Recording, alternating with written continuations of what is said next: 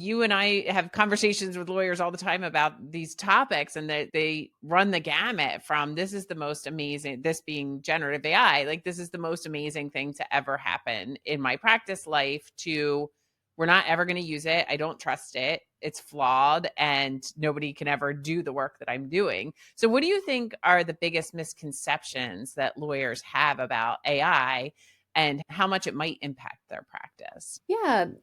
One way I would answer that question is I think there's just a huge variation right now in how different tools and platforms are using and incorporating generative AI into their products. So the first thing is you should not assume that just because a product has generative AI, it's doing the same thing and it's the same exact risk of hallucination.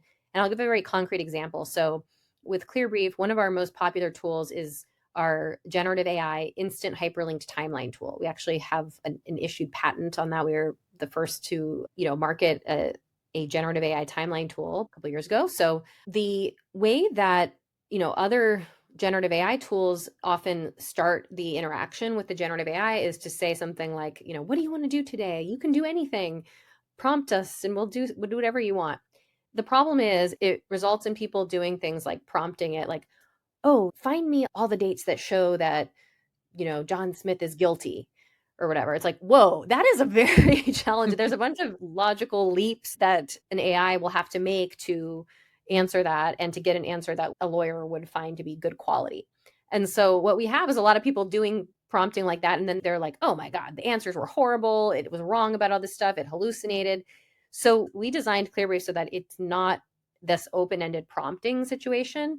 It's a very step-by-step process where, you upload your documents. There's certain buttons that offer you different tasks, like the timeline tool.